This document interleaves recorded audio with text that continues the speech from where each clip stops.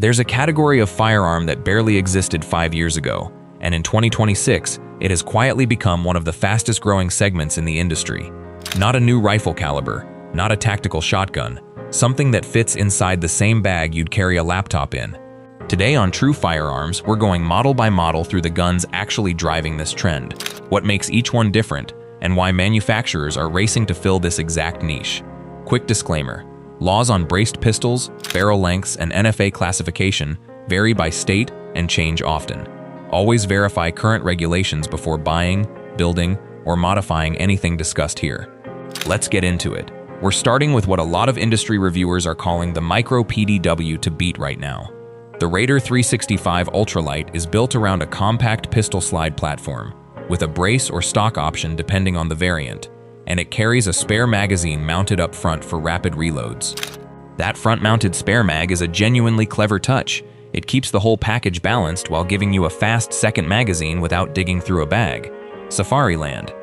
On the range, reviewers note it does have a fair bit of recoil since the small stock doesn't offer much support, but pulled in tight against the shoulder, it stays controllable. Using a compact pistol slide as the foundation keeps the entire gun remarkably small, which is exactly the point of this category. This is about as close as you currently get to a purpose-built micro backpack gun straight from the factory. Safariland next up is arguably the biggest value story in the entire backpack gun space this year. The Springfield Kuna brings roller-delayed operation to the market at under $1,200, the first time that operating system has been priced for the mainstream US market. Roller delay matters here because it produces a flatter, softer recoil impulse than the direct blowback systems most budget PCCs rely on, which translates directly into faster, more controllable follow-up shots. Rifle configurator. It's become popular enough that entire upgrade ecosystems have sprung up around it, with guides covering everything from replacement lowers to trigger upgrades. For someone shopping this category on a budget who still wants advanced engineering under the hood, the Kuna is consistently pointed to as the value leader of 2026. Rifle Configurator Taurus is a brand most people associate with affordable revolvers, not compact PDWs, which makes their entry into this space one of the more surprising moves of the year. The Taurus RPC debuted at NRAM 2026 with a roller-delayed operating system, a 4.5-inch threaded barrel, 32-round magazine capacity, and fully ambidextrous controls, all wrapped in an M-LOK handguard.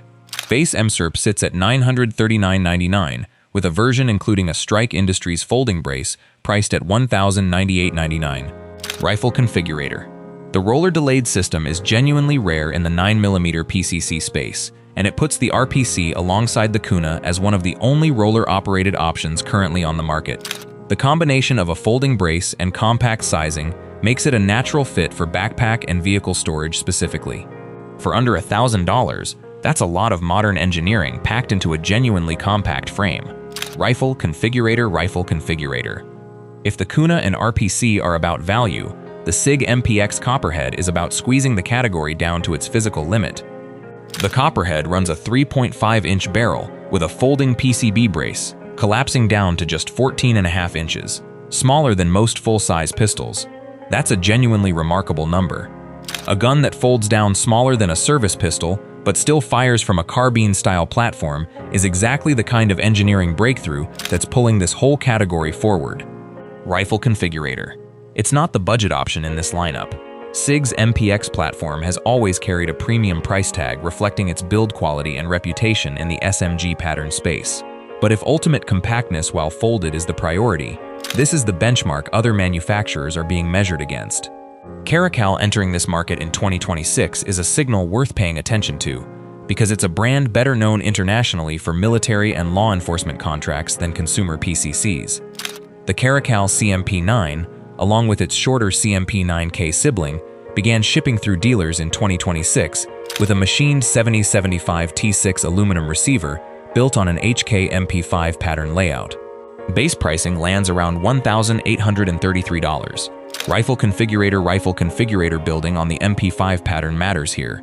It's one of the most proven submachine gun platforms in history, and translating that pedigree into a semi-auto, brace-equipped civilian format gives shooters a level of mechanical trust that newer, unproven designs simply haven't earned yet.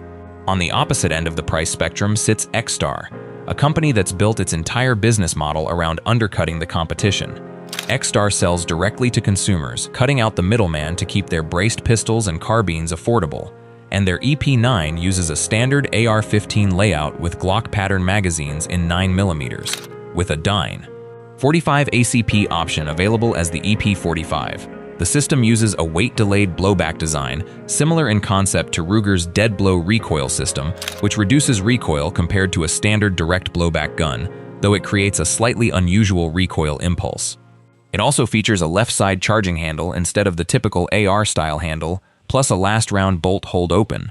Gun University +2. For shooters who want into this category without spending flagship money, the EP9 consistently comes up as the entry point. For anyone who wants the absolute simplest, most budget-conscious way into this trend, the Smith & Wesson M&P FPC is the name that keeps coming up. At $599, the FPC is positioned as the budget answer in the folding PCC category. It's a folding design built specifically around portability, which puts it squarely in backpack gun territory despite the low price tag. For someone testing the waters of this category for the first time, maybe as a truck gun, maybe just to see if the format fits their needs, this is where a lot of shooters are starting. Rifle configurator. Finally, there's the Victor PDW, and this one comes with a real-world test that says a lot about why this category is called backpack guns in the first place. Reviewers specifically found the Victor PDW fit easily into a compact 19-inch day pack, small enough to stay discreet with a clean, urban profile while still leaving room for extra storage beyond the pistol and spare magazines.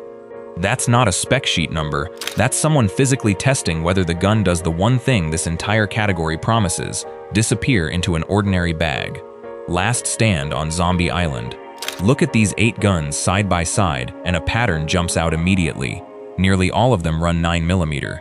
That's because 9mm platforms are quieter and easier to control in tight spaces than 5.56, use inexpensive magazines that are often interchangeable across multiple platforms, and cost roughly half as much per round to shoot compared to alternatives like .300 Blackout. Rifle configurator. And roller-delayed operating systems, once reserved for premium price tags, are now showing up in guns priced under $1,000. When advanced engineering trickles down that fast, that's usually the clearest sign an entire category is maturing.